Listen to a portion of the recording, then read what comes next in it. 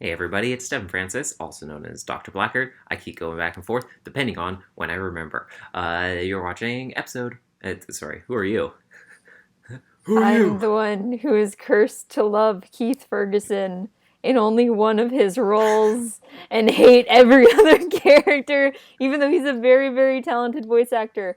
I just only like one character that he plays, basically. Not Wait, that he does a bad job or anything. is it Keith Ferguson or is it someone else who's also King Triton and Proclus? I'm pretty sure that's a different person. You Okay, can look it up. You look it up. yeah. Keith Ferguson is certain voices on AIO, and he's Glomgold on DuckTales, who I both hate and love almost equally.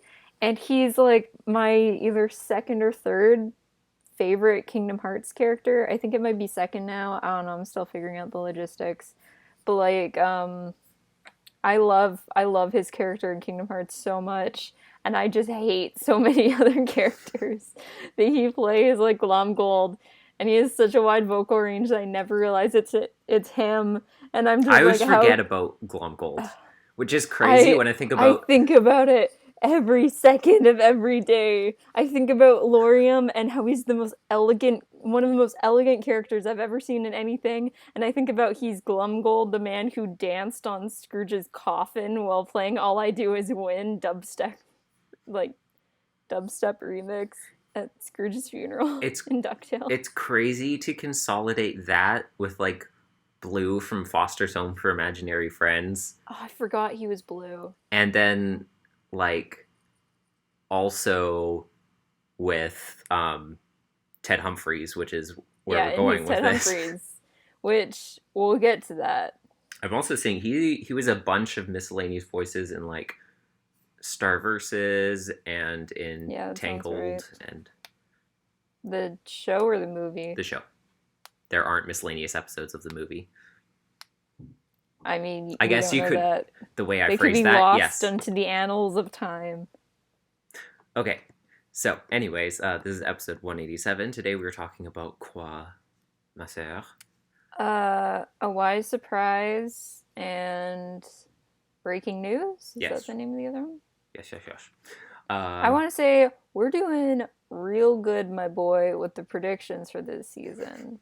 Indeed, indeed. Very, very good. We did say something about a baby, didn't we? I think so in the predictions, but I literally figured out every plot beat like before it happened at the beginning of Wise Surprise. Like just looking at the title and just forgetting everything that we talked about in our first predictions because that was so long ago. I Mm-hmm. don't remember anything we said. I looked at the title and I was like, I can tell you beat for beat what this episode is going to be about. And I was right. That's impressive. I didn't. I Um, looked at the title and I was like, Penny Wooten baby. And I got like 1 minute in, and I was just like, nope, not a baby. There's gonna be a mix up, and they're gonna think there's a baby, and there's not. And then I got like a little bit further into the episode, and I was like, Charlotte's gonna have that baby, and there is gonna be a baby, and everyone's gonna be confused. And then the only moment where they almost got me was when Penny ran into the bathroom. I was like, oh, is there a baby? And I was like, oh no, she just got food poisoning from that food she just ate. And I was on it for the whole episode. I didn't think baby until like 3 seconds before Eleanor said it out loud. No, I saw the title of the episode and I was just like, baby. That's yeah. Um, Yeah. I was so like, what else would surprise me? Oh, they're having a kid. It was like me watching the new Terminator movie that came out last year for the first time a couple days ago. And I don't know if I've ever talked about it on the show. I have like a fondness that I don't really talk about much, like a deep engraved fondness for the Terminator movies, even though I've only seen all of them like twice.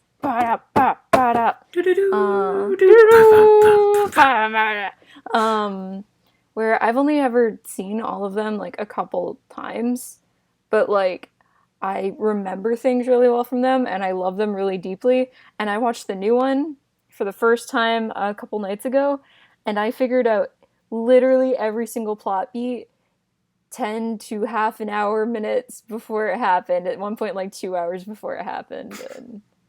And I was just on it. I knew it was going to happen before it happened every single time. I don't know. I don't know. I think I just get those movies in a weird way. I like them a lot. Except for some of the ones that I hate. And by some, I mean the original third one. I hate that movie. Okay. Anyway, so in this episode, we have Wait, I Penny haven't said and it's episode Wooten. 882, and it's written by Kathy Buchanan, obviously.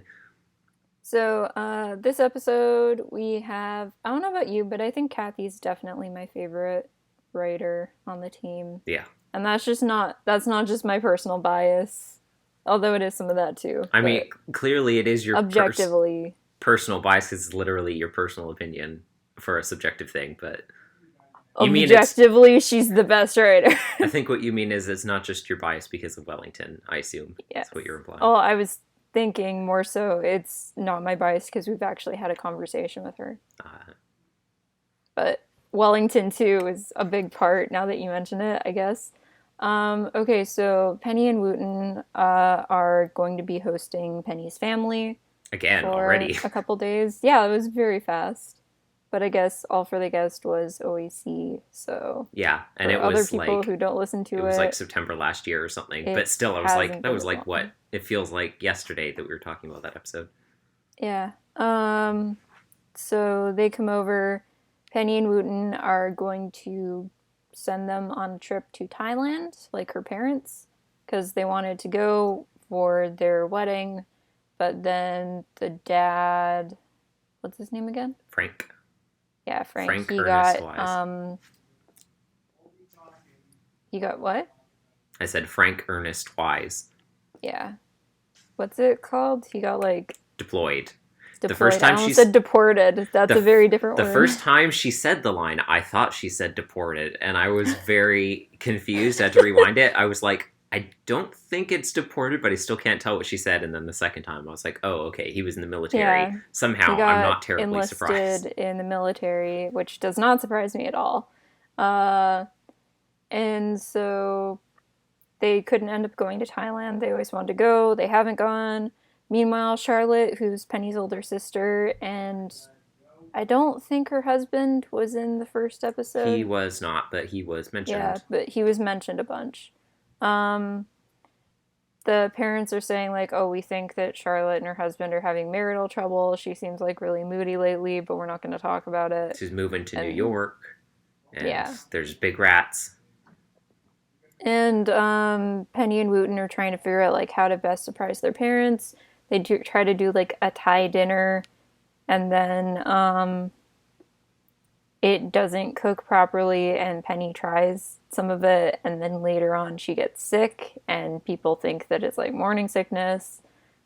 She's trying to distract Charlotte from being all sad about her maybe oncoming divorce by getting her to help paint the guest room that Charlotte's going to be sleeping in, which, even if Charlotte wasn't pregnant, you probably shouldn't be sleeping in a room that's being heavily painted. Huffing heptane the whole time. Yeah, that's, like, really bad. I was listening to the episode, and I was like, no, that's not good for anyone. Hey, I got to the end, you find out she's pregnant, and I was like, that's even worse. They wanted her to relax, Victoria. She was very blissed out. Eleanor was like, you know what'll calm her down? We'll just get her to huff some paint fumes for like 8 hours a day minimum, like while she's sleeping, plus all the time that she's in there painting, and she will just be so just. Because like this room didn't used to be blue. This room used to be all white, and when I was in grade 11, me and my mom painted this room. And I had to stay... I thought you were saying this as in the guest room and not talking about your bedroom. Like the room I'm in right now. Yes. When I was in grade 11, this room got painted, and I could not stay in here during that couple-week period. I remember it was that year because while I was downstairs, temporarily living down there, that's when I first got my first laptop. But, like, yeah, don't... Granted, you also have, like, an exceptionally sensitive nose, but... Still, yes, definitely. That too. Paint fumes. Like allergies and stuff. But like, please, if any of our viewers don't know this, don't sleep in a room that's being painted. It's very, very bad for you to breathe in that chemical nonsense. I don't know where I was going with that. Anyway, so um, with Penny acting, she's like painting the guest room baby blue. She has like a little baby monitor that comes in the mail, which is actually so she can talk to Wooten when he's like I don't know why they just didn't painting get walkie-talkies, but in his office and stuff. I'm surprised they don't already have walkie-talkies. yeah, that Honestly. I found surprising. Or an intercom system. You know what it honestly. was? I can guarantee you that Wooten probably had multiple sets of walkie-talkies in his old house, but they would have been destroyed, so they wouldn't have bought any since then. Probably. That's valid. That's what I'm thinking. We can justify basically anything that way. Yeah. Where did this go? Oh, it burned down. Yeah. Because of what was that guy's Hadley. name? Yeah. Hadley, yeah. So like at the opening of the episode, I was like, oh, is Penny coming into Wooten's room? Because she's like, I have to tell you something. And I was thinking, is she going to tell him that she's pregnant? It doesn't sound like she's very like excited or energetic or anything. And then he says a couple things and she's like, okay, so what did you want to tell me? She's like, oh, I forgot. And I was like, either she doesn't want to tell him for some reason or she's not pregnant. Because I feel like if you're going into the next room to say, oh, hey, I'm pregnant, and then you just like, someone talks about something else first, you wouldn't just forget that you're pregnant. Penny and Wooten are both very kind of manic personalities. I wouldn't say that either of them are that bad. Yeah.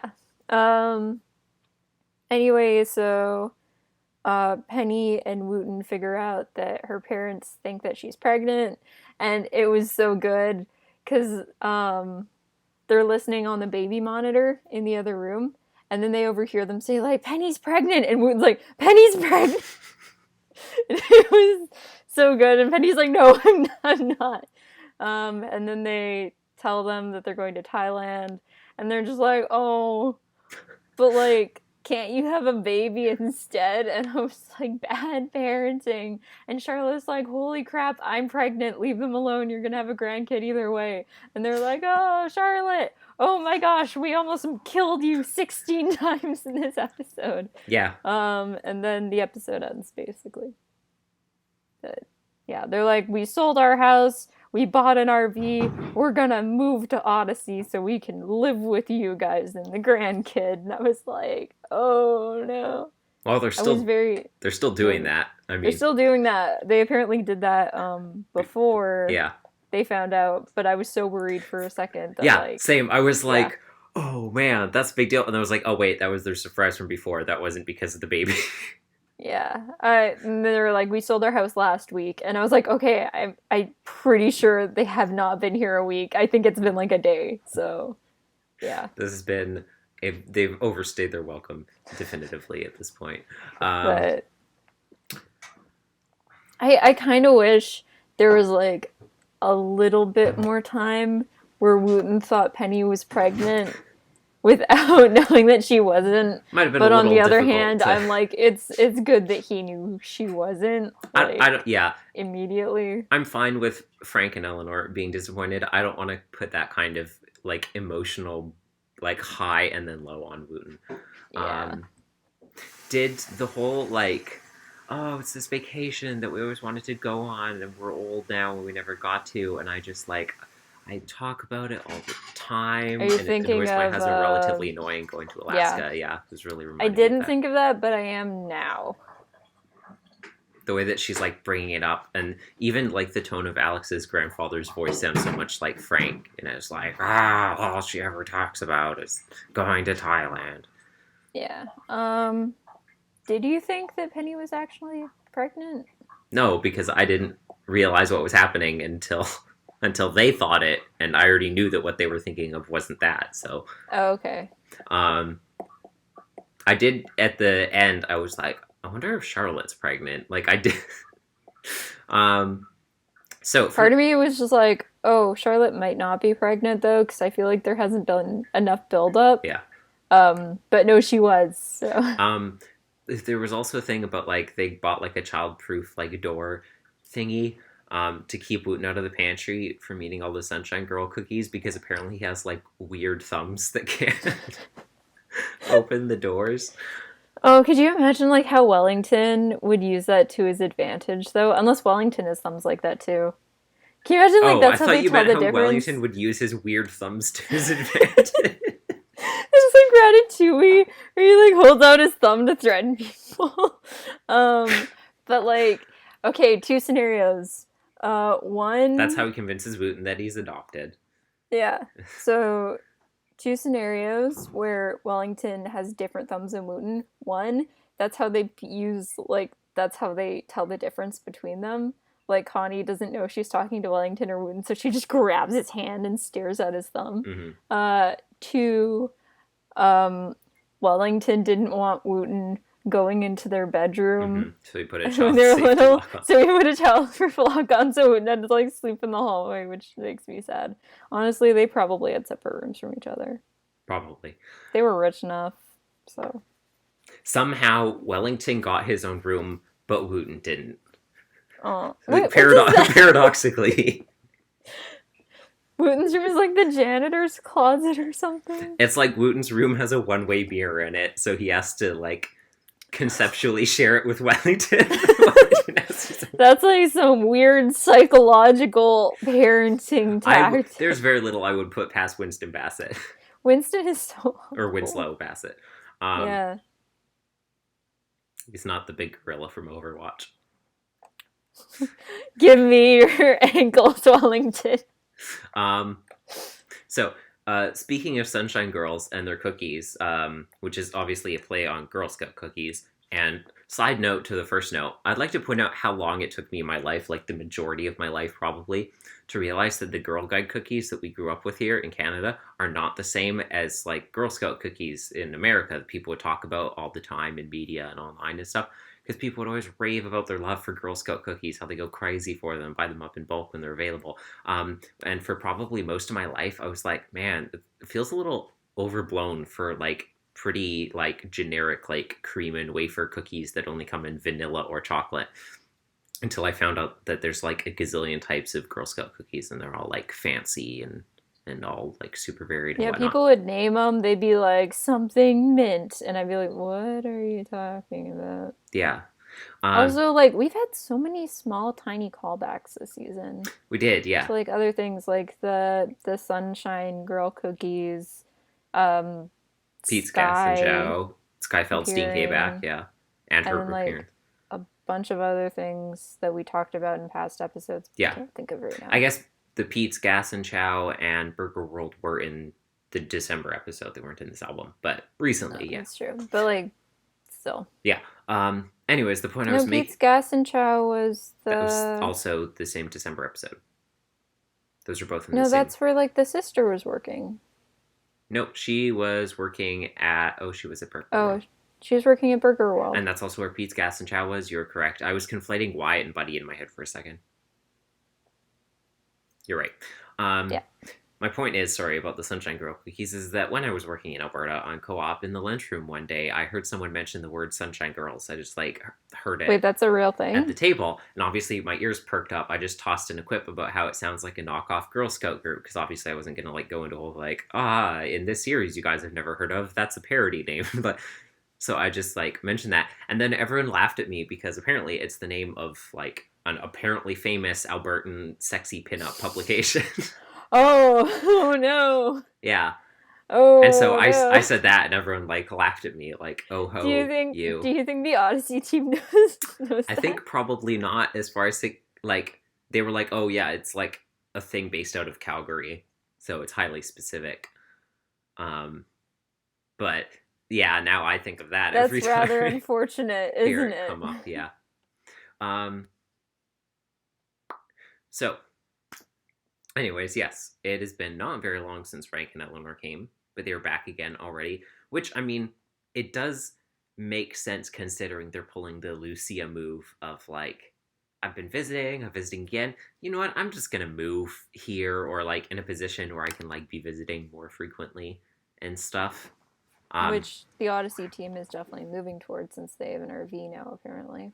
Yes, I think that is what they're going for, similar to Lucia, both on a narrative and like a writing level. Is that they're like, we brought him, we've used him a couple times, we like him enough, we want him to come back more, so we're coming up with a reason for them to like be more frequently here.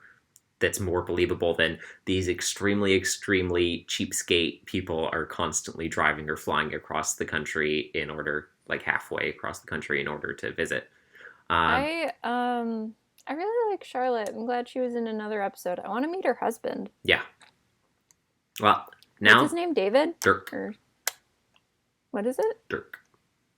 I can't hear you. Dirk, like Strider. Okay.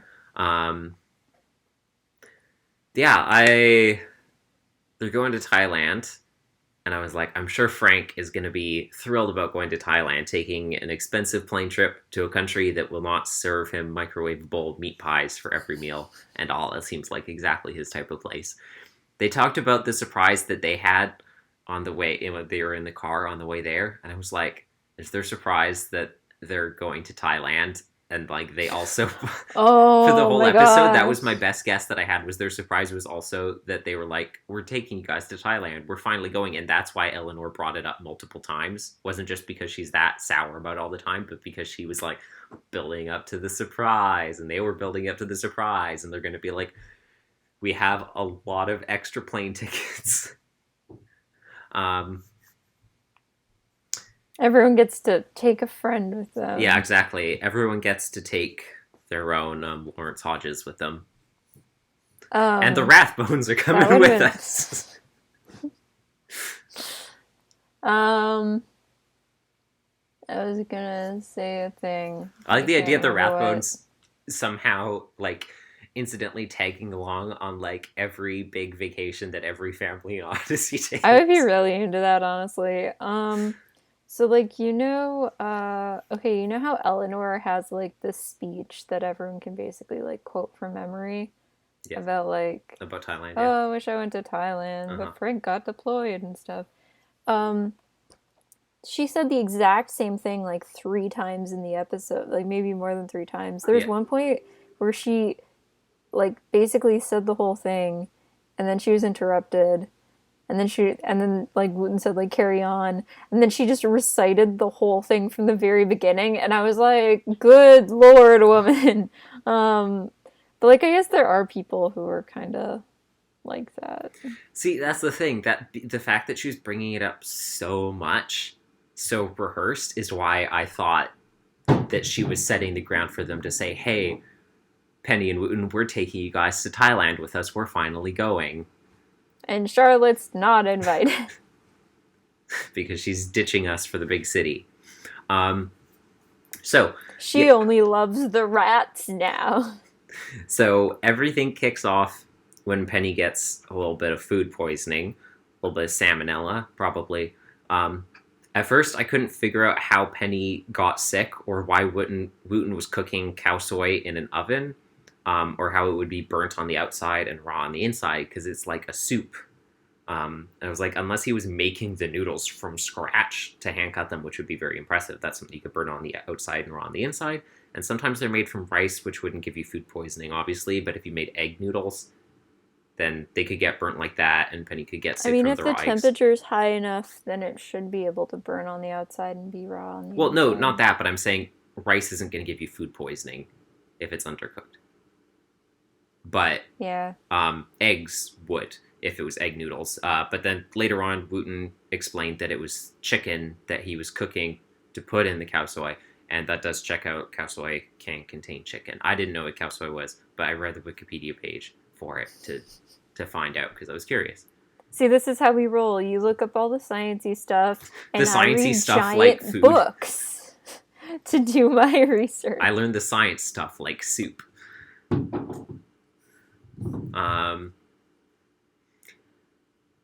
So as soon as I was like, oh, they think she's pregnant, I was like, this is going to be rough. But I do have to hand it to them. Like, the assumption that they made was pretty well founded. Like, I've certainly seen people draw conclusions based on a lot flimsier evidence than what they had to work with. But like when I feel like the paint isn't a good part of the argument. Like the baby monitor and the childproof door stuff, I do get both of those. Those are weird things to justify in general. The fact that she was like, she has a morning sickness, she was talking about craving very specific foods, and then baby monitors came in the mail. I was like, that's a decent case. Normally I'd be like, hey, you shouldn't jump to conclusions just based on this and that. From that, I'm like, I feel like it's pretty reasonable for them to at least strongly suspect that's where this is going. Mm-hmm. Because once again, you could just buy walkie-talkies instead of, Also, I know that it's not just like them saying like specifically anchovies made like the smell of them made her sick. Uh-huh. I've heard that same food gets a lot of women sick. And I know like it's not just that food, it's just like lots of specific foods depending on the person. Yeah. But I have heard that about specifically anchovies. Yeah, well, they are gross. They used to, I won't say where I work. I've probably said where I work in the past. You have. What? I'm sure you have. Yeah. But. So they used to be in the food that we cooked where I work, and they were taken off the menu, but the last time I had to put them on the food, my coworker was like, I don't want to touch those. And I just am very apathetic when it comes to that kind of thing. Working there has just completely dulled my sense of this thing's gross. I don't want to touch it, basically, when it comes to gross looking food. So I was like, oh, whatever, I'll do it. And I positioned them so it looked like they were trying to swim off the food and escape. And I thought it was really I like funny. how you're being vague about what kind of food it is, as if there's other types of food that you put anchovies on as a topping. I don't know. Could you be work a at an weird ice place cream, I work ice at. cream place. I work at an ice cream store, and everyone loves anchovies on their food. Yeah, I mean, I was pretty sure that you had mentioned doing it before. I'm sure I've asked you about it, because I only had once that I had to put anchovies on. You only had to do that once? So, like, I started working there again in May. I only had to do it the one time before it was taken off the menu. But, like, back when I used to work there, I had to do it, like, pretty semi-regularly. But you were never a cook. That's true. I didn't think people actually ordered anchovies very much. No, they do. There were people pretty consistently every now and then after they were taken off the menu who like got upset on the phones when they were trying to order their food. I didn't mind the visual or tactile like texture of the fish so much as like the gunk that's packed around them. See, that's the thing that bothers everyone. Yeah. And I'm like, I don't care anymore. See, the thing I didn't like having to touch is the olives, because it's just that, like, it doesn't matter how... Which kind? The black olives? Black olives. Doesn't matter how many times I wash my hands. It takes so long for, like, the olive stink to go away. Lots of the foods are like that. I think black olives smell like licorice, like black licorice. Anyways. I hate food that I don't eat, like, being around. Which is most foods. Which is most food. I'm a picky person. Let's talk about morning sickness. Devin, what's your experience with morning sickness? You ever feel sick in the morning? Yeah, I feel sick every morning because I'm a night person and I don't like waking up. That's such a mood. So, yeah, they reveal that they are moving to Odyssey, and I was like, that's a surprise.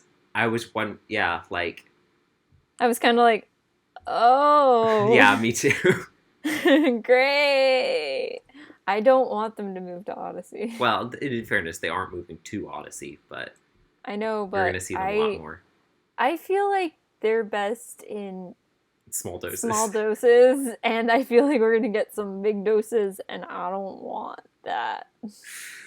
Oh, Franklin. Frank, even Eleanor too, just to like a bit of an extent. She's definitely a lot more alright. I like her a lot more, but like I really don't like Frank. I was about to call him sorry. No, you talk. I was about to go like, oh, Franklin Delano Roosevelt. But then I was like, oh wait, that is actually what, like, his other namesake, because Frank and Eleanor. Like, Frank is just way too real for me. I don't know about you. He Yeah, feels so much like a real person, but but like the not in a good kind of real way. person that I would never want to spend any time with. And so I just really don't have a good time whenever he's in an episode and he's talking. I'm just like, if he was a real person, I would try to avoid him. Very I curmudgeonly really and not don't in the like charming him. way like Bernard.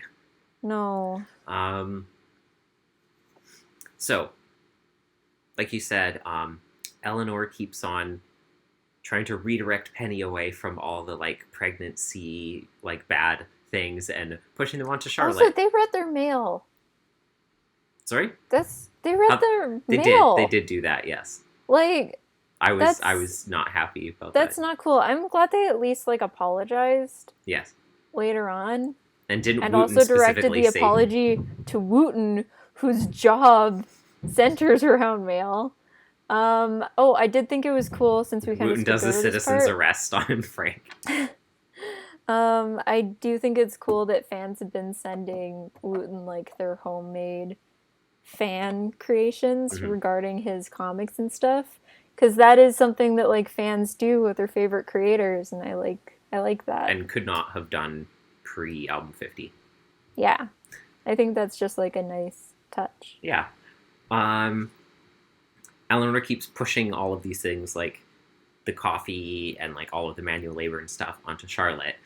I did think it was funny when Eleanor was trying to get Penny to not drink the coffee, because I was imagining that scenario. I'm like, yeah, you would want to like stop her, but not be able to say why. Like, it was one of those situations where in my head I was like, what would I do in there? What would I try and say in that situation? Be like, you can't drink the coffee because Charlotte needs it. You should hydrate more, Penny. I mean, you can't drink that because that one's mine. I spat in it. Give it to me. Because you're I allergic to felt, coffee. I'm sorry we didn't tell you all these years.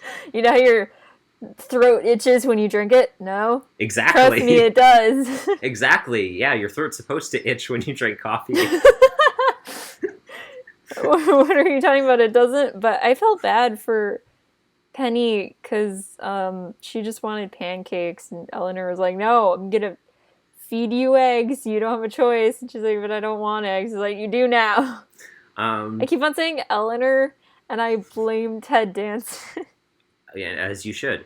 Uh, Everyone go watch The Good Place. It's really good. did you It's a see the good Good Place show. It's thing I on sent you Netflix. earlier? No, I didn't. Post, okay. What Uh, is it? it's just when you see like a website on someone's laptop of a tabloid, and it's a zoom in of the clickbait headlines down the side of the page Oh, to like I'll see look what they at it said. later. They were very good. Um, I love how the Good Place was like very upfront about like using actual celebrity names and like proper names to like call out very specific jokes. Yeah, like Which they mentioned PewDiePie I in an was episode. specifically thinking of Yeah. PewDiePie call out. What's that guy's name? Um, Mark Evan Jackson. yeah, Love that man. yeah. Um, so Charlotte finally reveals that she's pregnant. Eleanor freaks out because she's like, I've been making you sleep in a room filled with paint fumes, and I made you drink coffee and like lifting all your luggage. And What's bad about coffee I for think just pregnant? caffeine is not necessarily bad, but it's like it might not be good per se. It's one of those like it's not the worst, but like don't go excessive with it. It's not like eating like raw fish or like cold cuts or something like that, or drinking alcohol, obviously. But Any time I like it's one hear of those anything things. about pregnancy, I realize how many awful things there are about It's pregnancy and one. how many things I don't know. I found out that there are women who were born with two wombs and they can have kids like cooking in there in both ones individually and give birth to the kids months apart, and they technically count as twins still. Like Do there have they been have kids who have four been ovaries, born. or is it like one Yeah, ovary into each uterus? yeah, they have like two uteruses or something like that, and like There's one kid in both. Emily told me about this, and then James read an article a couple weeks later, and Emily was beside me, and I pointed at her. I was like, "Oh, you told me about this." There was like one kid. There were two kids. They technically count as twins because they were like, I don't know, Conceived at the same time. Yeah, and one of them was born 6 weeks after the other one. Oh, You would just be starting to heal. Yeah, because James was talking about like, oh, I wonder how long it's been that twins have been born separately. And when he first read the article, we didn't realize he was talking about like twins born in that way. The way he read it was there was a woman who was in labor for 6 weeks straight and then finally had the second kid. And I was like, that sounds like the worst thing ever. Yeah. That, I mean, I would hope they would do a C-section at that point. I would be That's like, I don't care saying. if you have to bisect me like Darth Maul. Get this baby out of me and give me my favorite, and slap some spider legs on me. Episode in Rebels when Darth Maul has a baby in a C-section. I mean, hey, it would be easy for him to have a baby now because it'd be like, oh, it's time to go into labor, and you just detach from the spider legs and just take the baby out and put them back on. He actually doesn't have spider legs anymore. Okay. He gets normal human robot legs. Anyways, so pregnancy. Yeah, I think caffeine is just one of those things to like just generally avoid, but isn't a super dangerous no-no, like soft cheeses.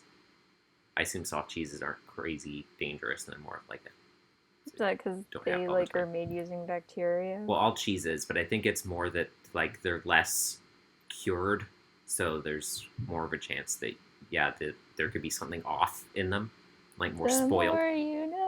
Okay, let's talk about something else. Yeah, this is boring. Charlotte, the point is, Charlotte finally says, like, hey, I'm pregnant.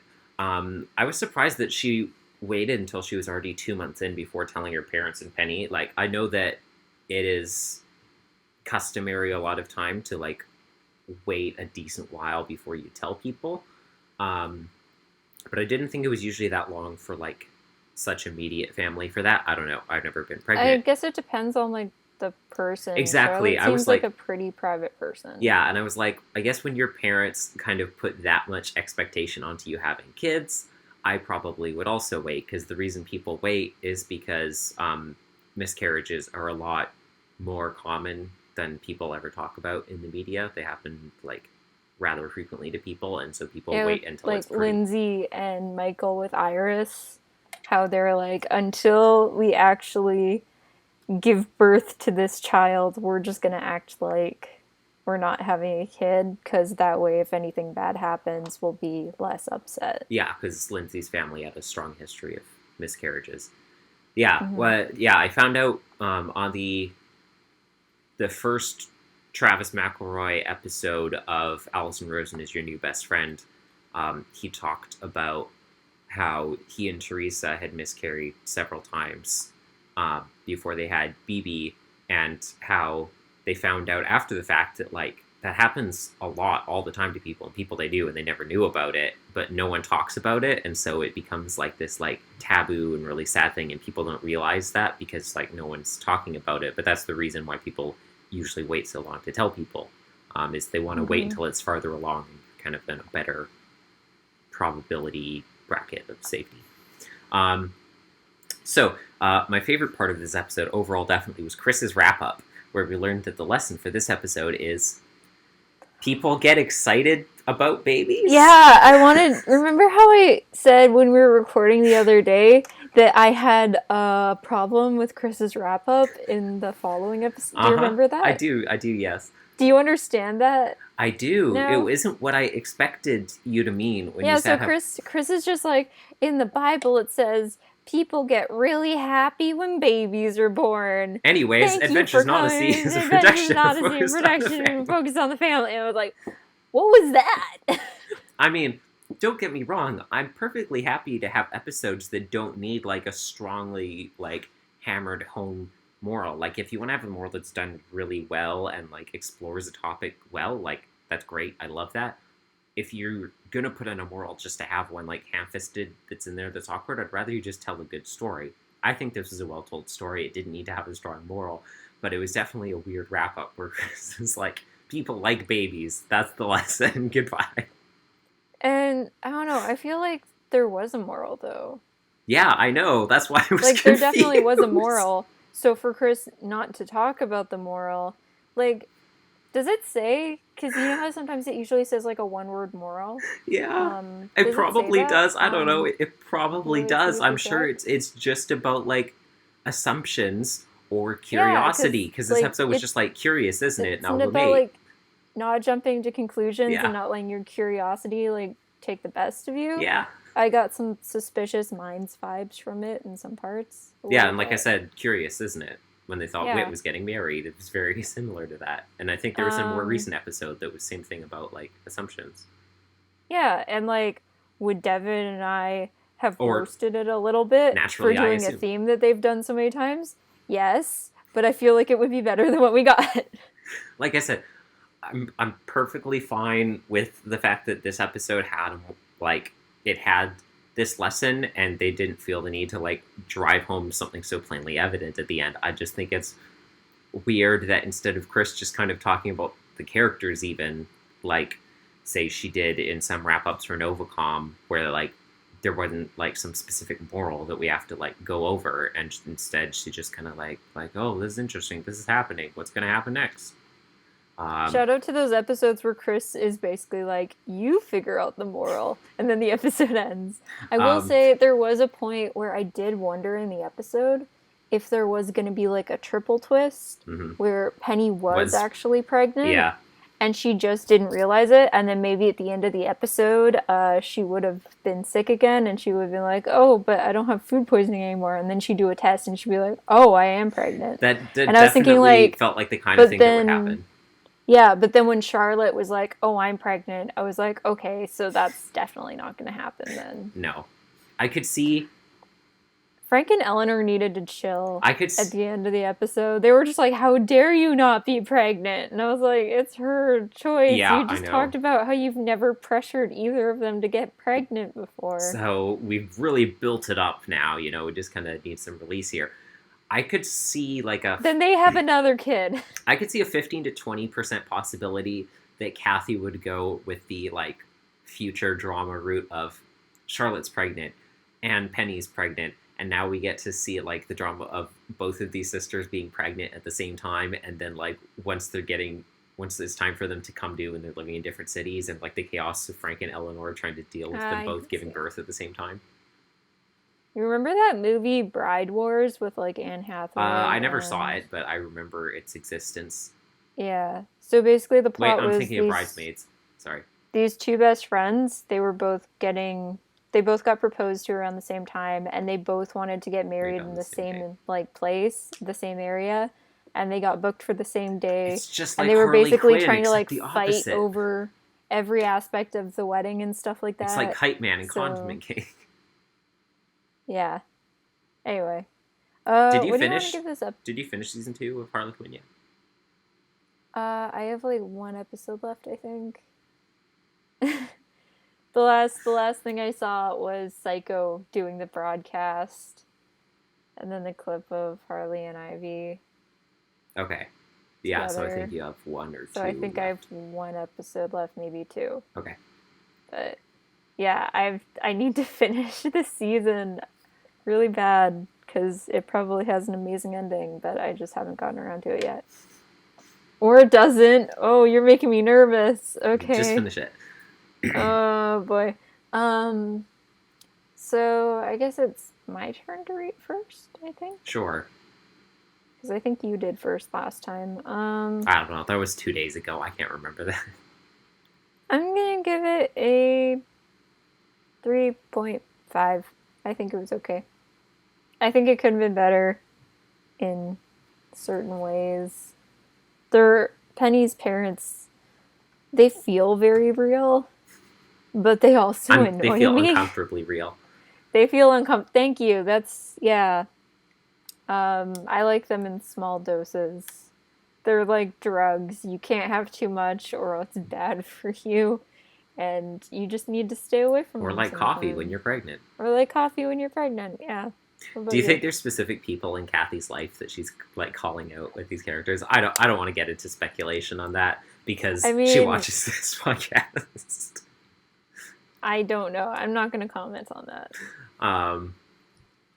I'm just saying that would be a funny like type of character to be like, I'm like projecting real life people. And then they listen to it and they're like, oh who's that? This It's really like, funny. she's also really funny also and smart and charming, cool. smart, and beautiful. Oh, Wooten. Oh, Connie. I love lines like that that get such an unexpected amount of mileage. And I smiled. Fondly. I don't know, Your Majesty, we'll find out. This episode, I'm gonna give it a 4. I was decently fond of it. It had some good jokes and moments in it. I liked the way that it was set up, and I felt like the way, like, the clues that Frank and Eleanor found to lead them to believe Penny was pregnant were convincing enough that I wasn't, like, annoyed that they were jumping to ridiculous conclusions, because I was like, I wouldn't act on it. Like, I wouldn't go and buy a crib yet without finding out. But it was strong enough that I would pretty firmly believe that Penny was also pregnant if I was in their shoes. And I was also prone to opening other people's mail without their consent. I'm going to change my rating to a 3.9, only because I did like this episode more than the last one, and I gave that one a 3.8. But overall, this episode and the last one were pretty much on the same level for me.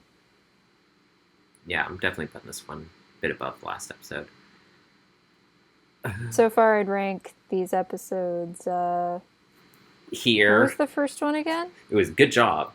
Yeah, Good Job was great. And then the second one was my least favorite, and this one is middle for me. Yes. So, that was whatever this episode was called, A Wise Surprise. That was a lot of pregnancy talk and not much episode talk. It was a pregnancy episode. Next one. Okay, so, yeah, now let's move on to breaking news.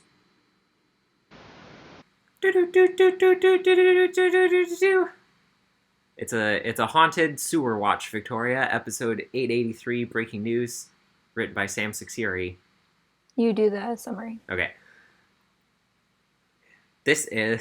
So, remember a couple episodes ago in last year when we were like, man... When we were like, hey, P. Jillian. Remember P. Jillian? Yeah. But we're like, PJ's not coming back. And then he came back, and I kept on waiting for the plot twist of, it's actually PJ. Okay. And they never said it, but I'm pretty sure that was... I'm just going to say anyway that was canonically PJ. No one can stop me. I'm glad that you also thought, like, wow, PJ.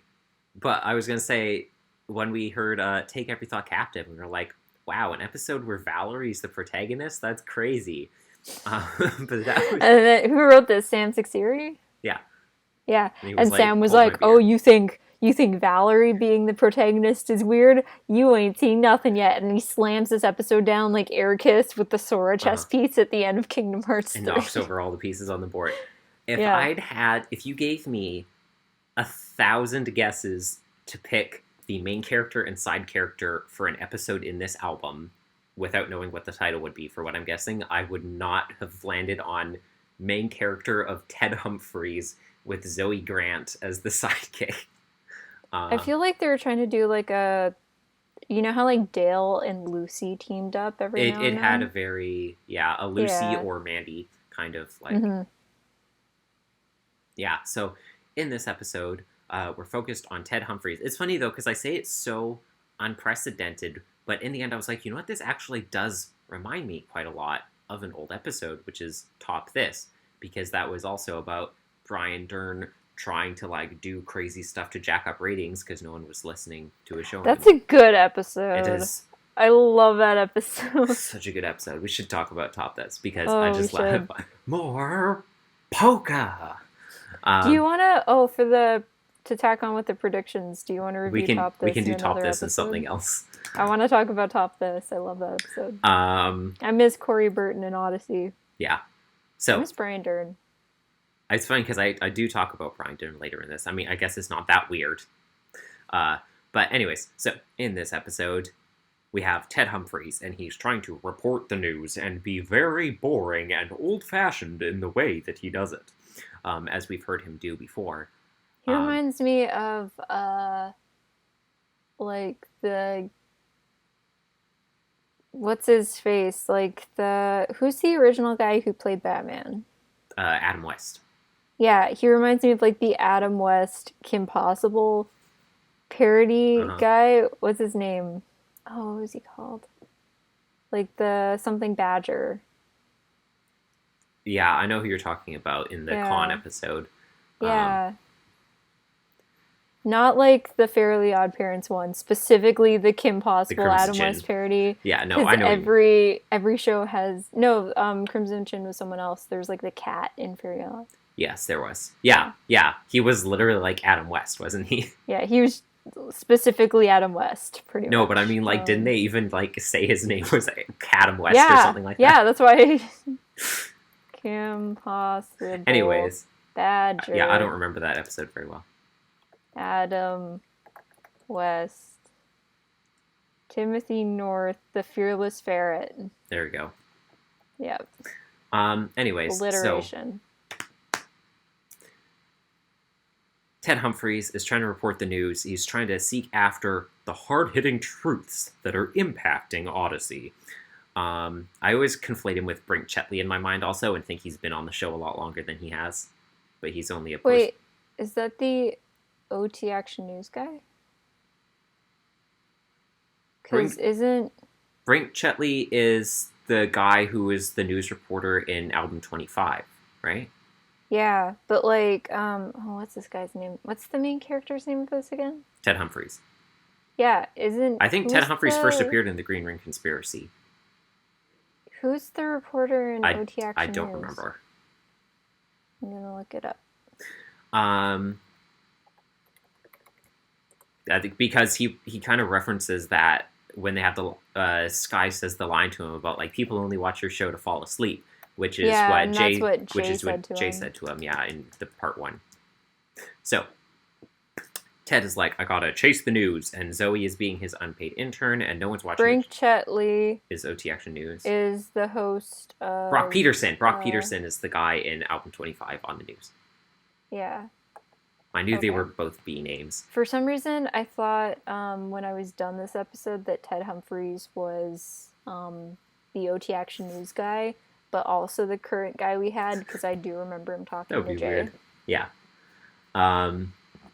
Yeah, and he's been a couple other episodes since then. Remember how cool Jay's parents are? Yeah. He's like really cool rocket scientist parents. So, Ted has been doing a whole series on either algae or fungus. He seems to think they're the same thing, so apparently he's not that good at research. Oof. But, like, it seems to be going nowhere, and he keeps on pushing for leads, but it turns out the truth is not that sensational. Thank you, 24-hour media cycle. And Sky's like, you know, we need sponsors, we need ad reads, we need sensationalism, like the AJ Manic. So she's like, do that or else, and he refuses to break his journalistic standards, and then it turns out that there is a whole, like, the city's about to collapse in on itself from a sinkhole that was caused by the flood in Swept Away 2 summers ago in the AIOC. You mentioned last episode, because you were just like, when was the last natural disaster? I guess there was that flood in the OAC, and I was the one who said, hey, the next episode's called Breaking News. I bet it's about the news station and something happening there. So we're doing pretty good this season. We're doing very good on predictions. Yeah, we are. I kind of feel like that guy, like the AJ. shock jock kind of host. For me, he's kind of like a combination between PJ, Jay, Brian Dern, and I think there was another character who... It was funny because we already had an episode starring Brian Dern and PJ together. Yeah. Do you think PJ, like, killed Brian Dern and then created this new... Yeah, and absorbed him like Kirby? Yeah. And this is what he's become? This unholy amalgamation. So, like you alluded to earlier, I didn't expect to see Skye Feldstein again so soon, or ever again at all, honestly. I stand immediately corrected about my statement last episode about us not getting any stories from inside the news station. I was like, well, Kayla Calhoun is working at the news station, but it's not like we ever see anything from there, so it doesn't really seem like fodder for... And she wasn't in this episode, granted. But... She wasn't in this episode, which was part of my prediction, but I was right, it was about the news station and happening there. Yeah, well, I mean, I feel like that part enough was like, that seemed probable, but I didn't think Skye Feldstein was going to come back. A big shout out to Guy Feldstein. Yeah. He was, like, quoted Quality, and mentioned. but cheap. Yeah. And he founded the station, we found out, apparently, not just the manager. Yeah, so it's like nepotism that she works there, but well, we guessed I mean, obviously. Anyway, I just want to say, I like Skye's voice a lot. She kind of reminds me of Olivia's original voice actress. I don't like her, though. I like her voice. I don't like her. I feel she strikes me as a character whose personality's impact on the plot will change depending on the role that she's in, because she's going to be like a secondary character, and she'll be the kind of character where it's like, sometimes she's going to be the bad guy, sometimes she's going to be the helpful person, and it just... Her Grit Faye. Sorry, I had something unpleasant stuck in my throat. Yeah.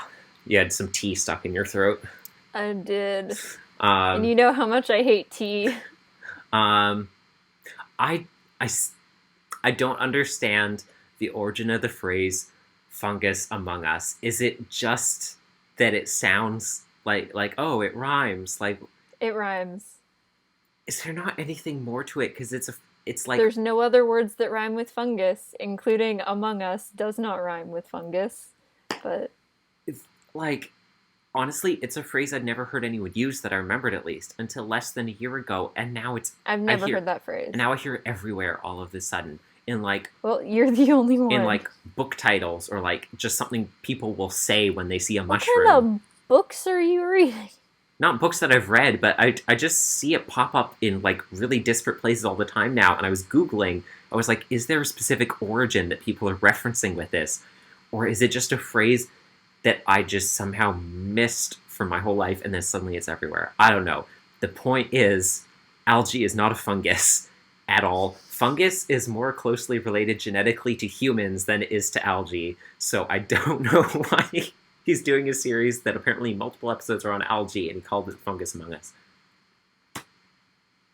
Ted Humphries spends this whole episode on his high horse in his ivory tower about his truth-finding, like, integrity of fact-searching, but he doesn't even know what, like, kingdom these things are in. So Devin and I was in the car yesterday going over to Gabe's house. She's been in a couple prior episodes. And Devin mentioned, like, oh, hey, did you notice that Keith was in this episode? I was listening to the ending credits, and I heard, like, Ted Humphries, Keith Ferguson, and I just was like, oh, no. Because I don't know about you, but this episode, I'm kind of torn on it, because I feel like it's very relevant now with, like, all the stuff that's going on, and how, like, you need to be in the know about, like, what actually is happening and what's not happening in the world related to, like, everything. The pandemic.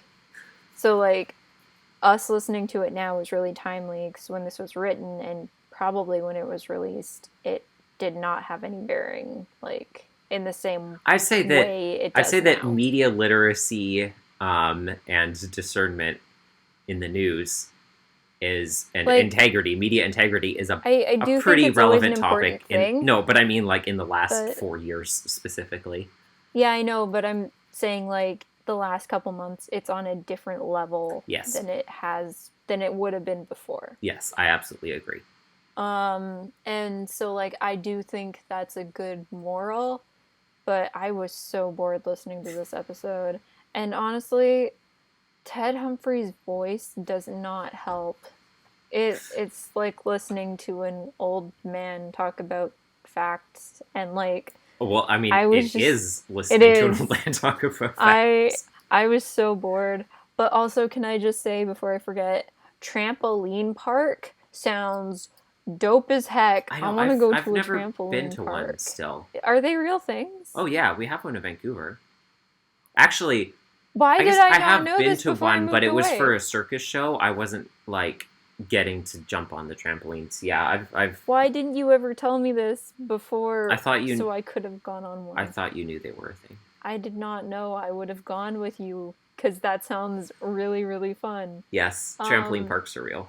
well, I have a new life goal to put on a bucket list, go Hmm. to a trampoline park, so that sounds really fun and exciting. Well, you're moving back to the big But city in a matter of weeks, so I was really bummed when I found out that that was Keith Ferguson because, like I mentioned earlier in this episode, he plays one of my favorite Kingdom Hearts characters, who I definitely have a crush on.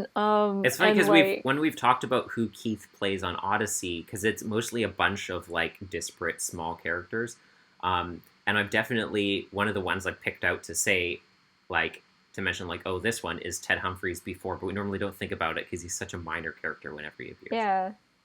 And so me just thinking about like how much I love Marluxia and how infuriating I usually find Glumgold in DuckTales, and then the fact that he bored me as Ted Humphries in this. And I was just like, I don't know how to feel about you, Keith Ferguson. You're so talented, but I need to hear Miss Lorium. It's important to me. I need them to do a Union Cross cutscene that's voiced so I can hear what he sounds like as young Lorium. I want to hear it, and I want to see Lorium and Alrina and Strelitzia and Brain and Skald in the Unreal Engine. It's important. I need it.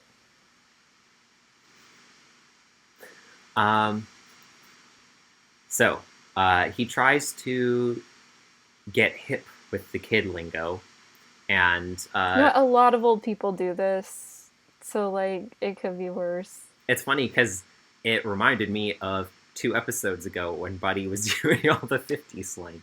See, I didn't mention this in that episode because I forgot, Uh-huh. but I was thinking like, oh, please don't do slang in this episode because by the time like it comes out, it's not going to be slang anymore that people use because like slang changes Well, it wasn't so already, quickly Victoria. I mean, he and was using stuff. slang from No, I 15 years know, ago. but then they said like, oh, it's actually 50 slang, and I Oh, was you mean with like, Buddy? oh yeah, and I was like, okay, good that you didn't like have to deal with that. But then they did it. They like brought up the slang in this episode again, and I was like, no. Um, it's the same way as like the old, like very early AIO episodes where you hear kids say like radical and stuff like that unironically. I mean, but they did say that back then. That was the 90s. No, I know, but it's just funny now. And it's like, oh Um, wow. there's one point where Ted Humphries, I think, uses the word like sick, like, oh yes, that would be sick, my fellow children. And I was just like, there was a second where I was like, who uses sick? And I was like, oh wait, I do.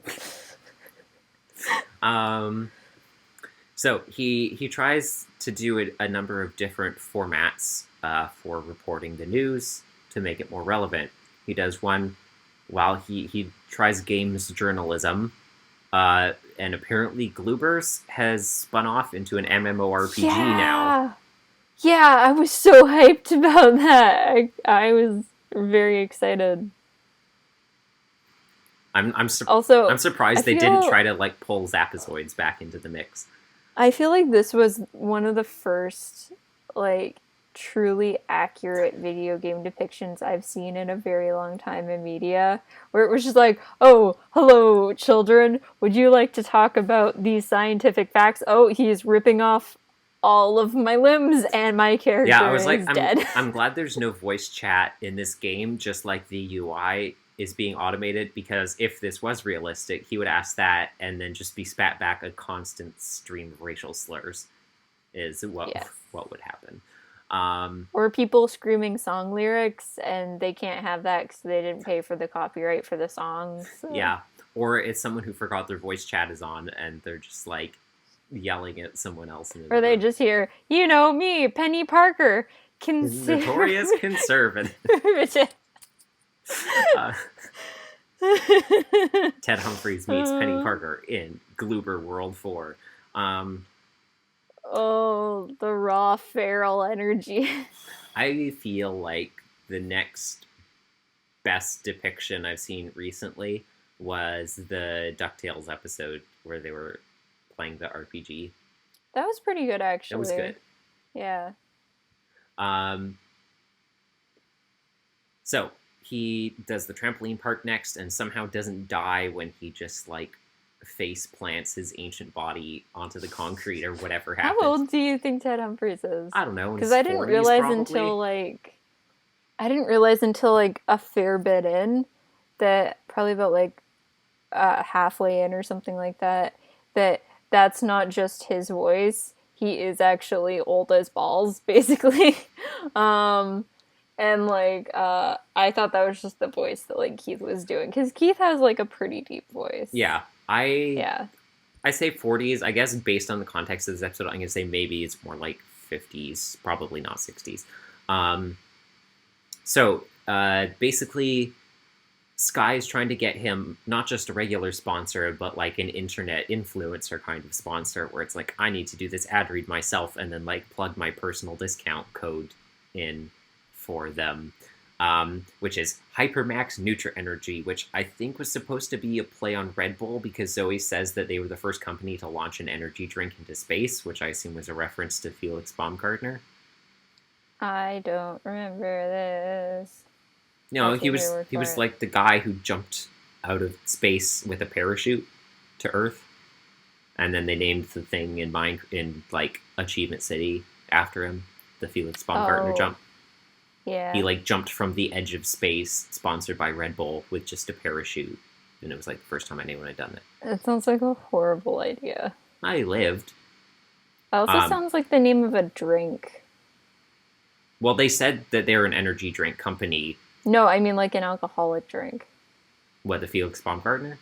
Yeah, that sounds like an alcoholic drink. Yeah, well, I remember his name. Like you drop a drink into another drink and then you drink both. It's cemented in my mind because of Achievement Hunter. But yeah, Nutramax, Hypermax Nutra Energy is an energy drink line. But it's protein bars that they're selling. Also, very relevant because G Fuel is on a huge like sponsor tear with Let's Players right now. So yeah, we get Ajax Manic on the Ajax Manic, Ajax to the Max, starring Ajax Manic show. Hey, Ajax Nation.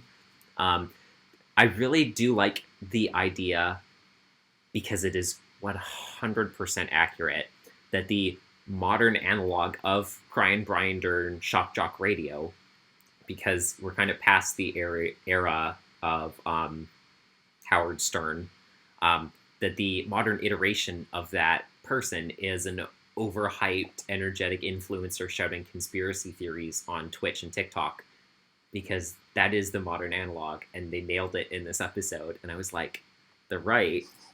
Well, it was really funny though when he was just like, Eugene's building up like a mind eraser ray, and Eugene's like, no, I'm not. And he's like, wait, sorry, who are you? What are we talking about? Why don't I know who you are? And Eugene's like, you were just talking to me. And the guy was like, no, I wasn't. And he was... I could already see the like the YouTube titles of like story time, true story. I got my mind erased in the sewer, like. But like it hit the other too close person he to reminded me of was Rusty, with like the interviews that Rusty and Brian Dern did together in album 50. Yeah. I was gonna say no one would be dumb enough to watch that, but like all YouTube channels indicate otherwise. I was surprised that like I feel like lots of shows don't understand what viral means. And lots of movies and most things. I think I've only seen like one thing. Well, here's the thing. That actually had something go viral in it that was fake, and it actually, one, felt like a video that would go viral, and two, had an actual amount Number of views that was commensurate that with meant it would be viral. Because Yes. there's so many things that you see like in movies, and it's like, oh, this went viral, and it has like 2,000 views, and you're like, sure, Jan. Well, here's the thing. She didn't say it went viral. She said it got 30,000 views, which... And then the second time that he did the video, like the trampoline video or whatever, she said it went viral. Okay, but that... I could see that going viral on, like, front page of YouTube kind of viral. Like, just, like, this news anchor was reporting on a trampoline, and then he, like... No, like, fell. honestly, I could too. The first one didn't make sense to me, getting that many views. But the second one, I was like, okay, if I saw someone reporting on a trampoline, I would definitely watch that. I feel like that'd be something you'd see on America's Funniest Home Videos. The thing is, I think it actually makes sense as a number when she said, like, oh, AJ's video of Eugene got 30,000 views. Because I'm like, that is roughly... How many people are there in Odyssey? That's about 60% of the population of Odyssey. And so you think most people would at least, like, click on it and then, like, click away once they realize what it is. And, like, oh, this is nonsense. And some people would rewatch it. So, exactly. So I feel like if you balance the size of Odyssey versus the proportion of people who would watch it at least once enough for it to count as a view, I think that actually seems like a pretty accurate number. And so she wasn't saying, oh, this is going crazy viral, but they definitely aren't getting 30,000 views per night because there probably aren't 30,000 TVs in Odyssey. And it's a local news station. So it makes sense to me that... Not if Wit has anything to do with it. I think... Get those TVs out of here. I think the numbers add up pretty well. Odyssey's probably going pretty... I think 30,000 actually might be pretty close to the number of TVs in Odyssey. How many people are there in Odyssey? Because I can never remember. The sign from the original town, like the original art way back in the 80s, was like 56,000, I think. So, if we think the town How many people does Castlegar have? 8,000 in town, 16,000 including the outlying, like Blueberry and Raspberry and Robson and Udashenya and Where's Chanel Raspberry? and I always forget. It's like between where you're going to Nelson, if you're facing north, and Robson. It's like that area. You know where the Doukhobor Arts Center is, where you did your dance recitals, where all the houses around that? Okay. That's Raspberry, I think. Yeah. Okay. Yeah, so if you include all the outlying areas altogether, that is 16,000, I think. So that's still less than a third the size of Odyssey. Wait, Odyssey counts as a town and not a city? I know. Technically, it is a city. Like, because there are actual technical cutoffs. Some people count Castlegar as a city. Castlegar is a city. Yeah, but shouldn't Castlegar be a town? No, towns are smaller. Okay. There are, like, actual... Odyssey's not a town if it's that big. I know. It's like a medium-sized city, I think. I don't remember. There are, like, specific numbers that, like, demarcate populations, if you want to get technical about it. The point is, I think those numbers actually do work out pretty well for, like, that got 30,000 views, and that would be envious to them, because that's more than they would get for, like, a local municipal radio or TV news broadcast. So Ted suddenly has his, like, brain blast, and he's like, I know what's going on, because this is happening in the south, and then we have the fertilizer thing, and the bloom is in the north, and there's some kind of crack going all the way through. There's something massive happening in the sewers. It's a rumor weed. And so we got this cool, like, connection to the flood and swept away that caused massive erosion in the sewer system underneath Odyssey that was resulting in a growing sinkhole that almost killed Eugene and Ted, as literally Main Street almost collapsed down. Like, the fact that those rocks were coming down on them and he survived and wasn't caved in somehow, but also there must be huge structural instabilities from that. Did part of Main Street also just, like, legitimately just cave in above ground? That guy, I guess. I was thinking, I mean, they evacuated the area. What would happen if that was under Wit's End? I mean, I guess there's already tunnels under See, Wits I End and thought it stuff. was they were gonna be like, oh, 'cause they were saying like there's a bunch of stuff above this. I thought one of the places they were gonna mention being above it was Wits End, Well, I but mean, they the also said sinkhole like wasn't it was that big, so yeah, it was like, Wits End is too big to be contained by a sinkhole. yeah. Um, It's like it's like the catacombs in Paris, where it's like Wits End's basement, elaborate secret tunnels, like underground railroad tunnel, secret elaborate like underground tunnel system that Blackguard has the map to, and then there's like the sewer system with the sinkhole, and it just goes down like layers and layers of you know, like sometimes when you see like in a Wits nuclear cartoon, bunker you see like a cartoon and it shows like the dirt and then it shows like bones and and stuff. Yeah, stuff. as it's going And down. then it shows like a giant T-Rex. Uh huh. I imagine like a giant T-Rex skeleton to be way under Wits End. It's It wouldn't surprise me. Would it surprise you? nope. Especially because this valley, of course, the Waikatala Valley used to be swampland, which is like the ideal conditions for fossilization. We still have dinosaurs now, don't we? Yeah, like basically, kind of.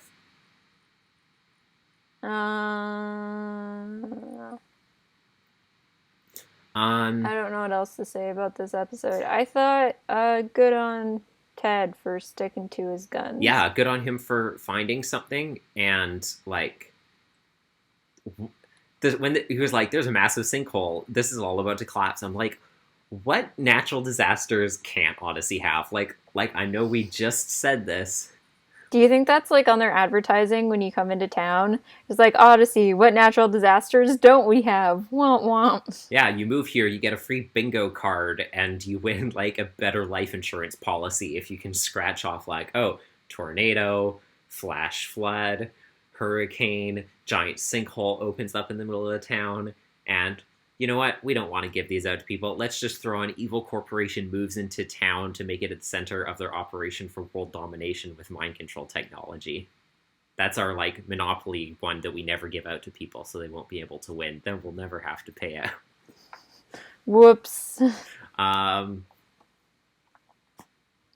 Yeah, I liked the episode. Honestly, I found the Ted Humphries as the main protagonist. I found it kind of like charming in a funny way because it's just like it's so absurd to have like such a monotone like starch collared character be the protagonist through an entire episode.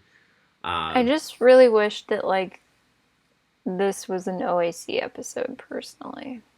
That's fair.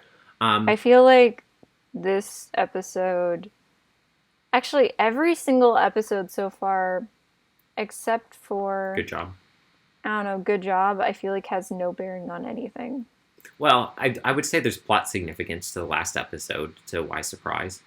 I know, but like I also feel like there's more plot relevant episodes in the OAC. That's like, true. could you imagine if they swapped out like the Ted Humphries episode with like Charlotte or something like that? Yeah, well, I think Charlotte and Journal of John Avery Whitaker are always going to be our go-tos for like, this should have been in an album. Also, probably like There and Back Again. Yeah. So, A Smouse story, a Smouse tale. I think that what you said about the moral is very true. It's very important. I especially like at the end when Ajax comes to him that they nail home the point that it's not just like, you see, if you follow the truth and you stick to your guns, you're always going to find like a real amazing story there buried underneath everything else. He was like, no, 99% of the time, if you follow the truth, what it actually is, it is going to be boring. It is going to be just a null hypothesis. You are going to find nothing exciting or important or controversial. And that is the way that it's supposed to work. That does not make it any less essential than the stories that are sensationalist, because we need to find the truth. We need to look down every alley, and most of the time it's going to be nothing, but those are just as important because we need to be looking everywhere. And it is, yeah, the fact that it's just as valid even when it isn't something that is Like, going to no grab news clicks. is good news. That expression where That's not what that I don't know. means. I don't know. The kind of way I take no news as good news is if you have the news is confirmation that nothing bad is happening in a certain aspect, you're like, oh, that's good. That's not what that expression means. It's funny because when I But first heard that expression, which was in a series of unfortunate events, I realized that there were two perfectly equally valid interpretations of that phrase, both of which apply to the series. One is if you don't hear anything, that's a good sign. Because when you hear things, it's usually because something went wrong. That is what the phrase actually means. You could yeah, that's what I equally figured. easily interpret no news as good news as none of the news is ever good. Like, all Yeah. news that we hear is always the worst. Oh, no news is ever good news. Like, everything is always depressing, which is also You especially... said that. You sounded like Drew Gooden. You're like, no news is ever good. Well, I'm trying... Because it's kind of a weird phrasing if you take it that way. Yeah. So, yeah. I mean, especially for a series of unfortunate events, it is true that no news is good news. Yeah. But, yeah. I did like the fact that they emphasized that, like, if you stick to your guns and you seek out the truth, you find out what's really going on there, it's going to be boring. And you're not going to find, like, these crazy things that are going to grab clicks. And that's fine, and that's good, because that's how real life is most of the time. But that's what the truth is, and that's what we're after. So that's more important than, just trying to get a Red Bull sponsorship. I thought the plot of the episode before the whole sinkhole thing started up, I thought the plot was going to end up being that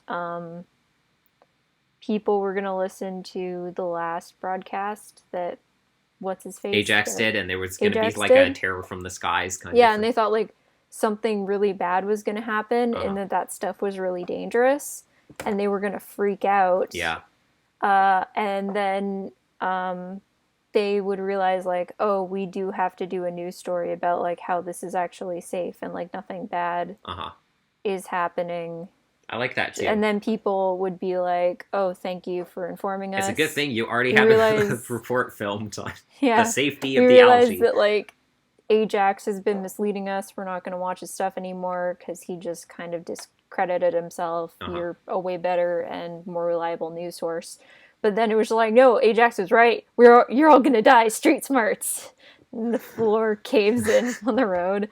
And then I was like, oh, this works too, I guess. Yeah, that is a very equally valid ending for the episode. What was I going to say? I like how when I went to, like, the words that came out of my mouth were terror from the skies before War of the Worlds. Yeah. Honestly, War of the Worlds is so boring. It's such a boring book. I did not enjoy reading it. But did you listen to the radio play? I did not. I think it'd be more fun, honestly, to listen to the radio play than read the book. There must be recordings. I've never really thought about before, but I'm sure it's... No, there definitely have got to be recordings somewhere. Yeah. I've never actually looked, but I think it'd be fun to listen to one. Sure, one yeah. day. Definitely be a lot more interesting than the book. Or maybe they found a way to leach the boringness into the recording from the book. I don't know. It'd be a way more faithful adaptation if they did, I guess. Yeah, I don't know if it would have freaked out so many people, but hey, it was also the 30s. People didn't have anything to do. It was the Great Depression. And nothing better to do than cause mass panic. All 30 people know how to do is be depressed, eat dust, and cold lie. Food, and lie. Yeah, so I liked this episode. It was very unexpected, but I liked the quirkiness of like the monotone energy that it had. I thought was fun because it was just so different. I don't know. I found it charming. I do get what you mean by like Ted kind of does have like a quirky old man charming aspect to him, I guess. I do still wish this was an OAC episode, though, and like we got an OAC episode pulled over here. Yeah, I mean, there's always the main albums still always have just some like slice of life stuff that isn't going to impact stuff, and then I'm always going to think about like, oh, I wish we could have like switched this and that around and stuff. I know, but I feel like everything that's happened so far in this album has been slice of life. Well, I would say definitively not, because the first episode was like super definitely had to be in an album. Well, I agree with that, but like I guess we kind of only have one plot that's going right now that's unresolved. So it's not like we have a bunch of Of a tangling big thing, yeah. narratives. The only thing going on right now is Maury, isn't it?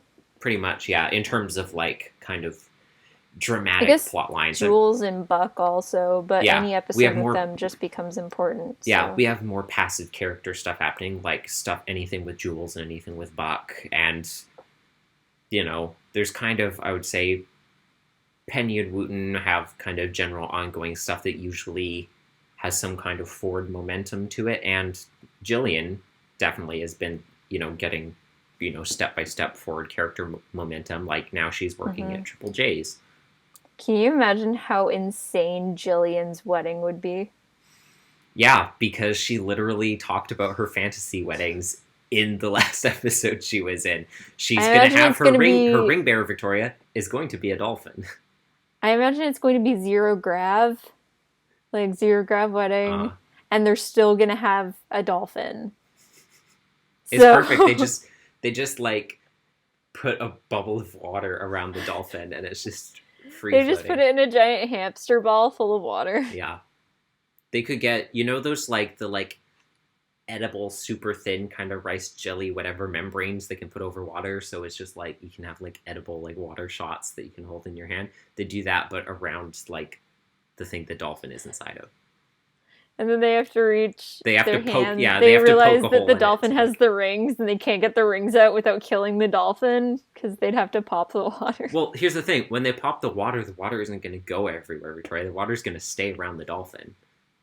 I guess that's They true. could even literally cut a hole to like reach your arm through and take it out, and most of the water will still stay inside the membrane and not drift away. It'll only. Can you imagine Tasha just seeing like they could just put Jason standing with his future like spouse and just a dolphin just squeaking, wiggling around, and a bunch of water floating around it, and Tasha's just watching this, and she's like, "I don't know what I expected." She was like, the one that got away.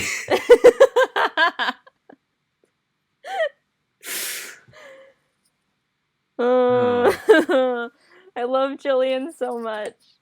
I'm gonna give a 4.3 for this episode. I should mention, because we didn't talk about it before, they apparently talked about Jillian's age on the official podcast. Yeah, someone mentioned that to me on Tumblr. Jason specifically, Devin was told about this from one of our listeners on Tumblr, which definitely makes me think they're going to go down a romance route. For sure. I think even apart from that, it makes sense to put it in the context of between Connie and Jason, because those are the two characters with whom she's interacted the most on screen, on air. So she's younger than Jason, older than Connie. Yeah. Which obviously she's younger than Jason, but it's nice to confirm that she is older than Connie, not like the same age or slightly younger than Connie, which we could have guessed, but it's nice to have confirmation of that. Mm-hmm. Sorry, you were saying 4.3? Yeah, I'm going to give it a 4.3. I liked what they did with the characters in it. Like, it was unexpected, and I liked kind of like how different it was in format and execution. I liked that it was, the crux of the plot was called back. I liked AJ and what a hyper-specific and accurate call-out he was to kind of where we are with like sensationalist internet news and influencer culture, and especially like very specifically like we need to get sponsorships where it's not just like this is an ad that's going to play, but like you're going to have to talk about your personal endorsement of this product and all these things it does from an ad copy, and give like your personal discount code for their URL to go purchase them. Like, it was all very on the nose, and the kind of the idea of media literacy and integrity, like you said, is even more important in the last couple of months, between people understanding what's actually going on with COVID and with all of the BLM protests and everything else around the world than it even has been over the last 4 years of someone spouting out fake news every other day. Yeah, we need to know if Paw Patrol's canceled or not. Yeah, how are we going to know unless the White House tells us blatant lies about the cancellation status of Paw Patrol in a White House press conference? I'm going to give it a 3.2. I feel like this is one of those episodes where I will like it the more I listen to it. But at this moment, I kind of was a little underwhelmed slash a little bored listening to it. Honestly, I feel like that's kind of the me point of the listening to this episode. episode is how I feel when I watch the news, when I happen to walk in the room when my parents are watching it. I was like, oh, this is really boring, but I guess I should know some of these things. And parts, like, I think the moral was really good. Actually, the best line in this whole episode when he was like, Zoe, you're a young person. Where do you get your news? She's like, well, as a reporter, I like to take multiple varied sources and be able to compare them against each other with reliable, witnesses and locations to, like, get an accurate picture of. Zoe, where do you get your news? Facebase? Maybe the most damning line of the entire episode. It was one of the few times where I feel like they took kind of like current social media stuff and they actually portrayed it accurately on this show. This might be the best example of that they've ever done, at least in the realm of stuff that I would know of while I was alive, which I guess the beforehand stuff isn't actually social media technically. So the beforehand world when I wasn't alive. Yeah, I think this might be the most accurate depiction of social media that we've ever seen on this show before. I heard like my mom say BCC last night, and it made me so upset. It was British Columbia before COVID, basically. Oh, I thought you meant either blind carbon copy, like in an email, or like you meant BCCDC. No, like I don't know, like BC or AD. Yeah, in the way she used it, and I heard her, and I was just like, that it makes me so sad. Yeah, I just prefer the before times. I don't remember which McElroy it was who talked about this. I think it was Justin, and I don't remember if it was on Sawbones or on the Bim Bam, where he talked about how sometimes Charlie will ask him, like, Daddy, when will the sickness be over? And it's like, wow. I haven't listened to Bim Bam in a month, so it was before a month ago, but it was something. I think it was either BB or Charlie who called it that. They're like, Daddy, when is the sickness going to be over? And it's like, wow, we really are in a cheesy dime novel apocalypse, aren't we? Oh, this sucks. Remember all the messages when this first started? When it's like, why can't we be in a fun apocalypse like Mad Max? And it's like, boy, have we been watching the same Mad Max movies? They were not having a good time. All the women were enslaved and no one had water, and they just screeched the word milk and then dumped it on their faces. But at least they got to pole vault between vehicles and play loud electric guitars with fire that came out of them. I can do that now if I want to. But you aren't, Victoria. I know, and that's a personal problem that I'm working on. Leave me alone. You're valid. Okay, so Always Home and Further from the Truth are the next two episodes. I did, because I was kind of bored listening to the Ted Humphries, kind of skim the first couple words of the descriptions for the next couple episodes. Mm-hmm. So I will not comment what they're about, because I kind of know. But the next one, just from reading the title, Always Home. Well, we already talked about it. It's when Aubrey Shepard finally returns from college. I can tell that Always Home is going to make me sad. Just that's one of those titles where you read it and you're like, this sounds like it's going to be a sad episode. Actually, now that I think about it, and now that he's showing up a lot more, I feel like it could be something to do with Wyatt, because a lot of his stuff has been around kind of like the loneliness of the fact that his mom is always working and his dad is deployed, and so he's always home alone. He doesn't have anyone to talk to except for the Parkers, to lean on them for family stuff. Obviously, everyone listening has already heard this. You already know if I'm right or wrong. So let's just wrap up. I do know if you're right or wrong. Do you want me to tell you? No, let's just wrap up this episode.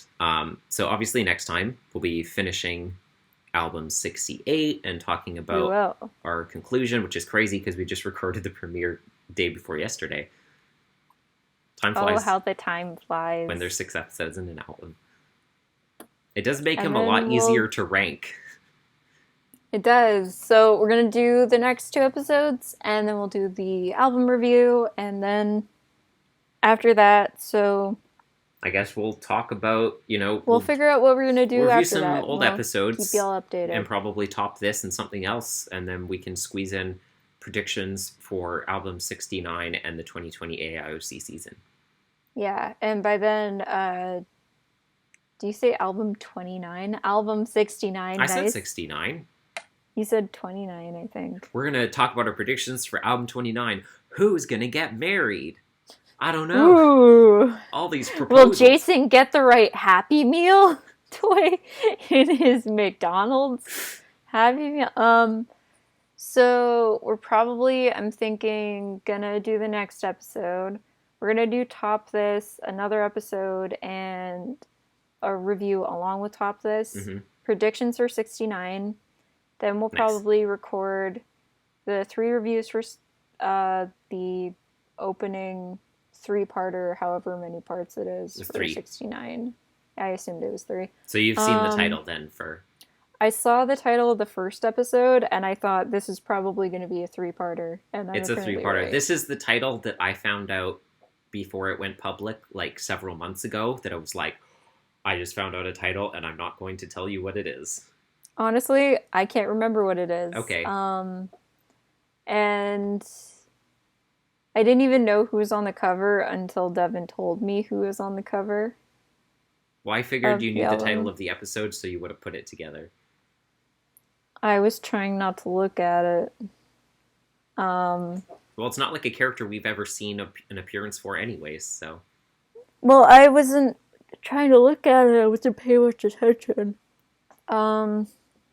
So we're going to do the opening 3-parter, and then we'll probably maybe bounce back to some OAC. Yeah, we'll figure it out. We'll figure it out. We'll keep y'all updated. Yeah. Anyway, we're playing it fast and loose now. Who knows what's going to happen? Who knows? We don't, that's for sure. Yeah. It's been... Oh, we missed our... forgot to comment. We just passed our 6th year anniversary. Oh, wait. Heck World. 7th? Finished Selkirk in 2013 before... Yeah, 7th year anniversary of this podcast. Oh, we're even older.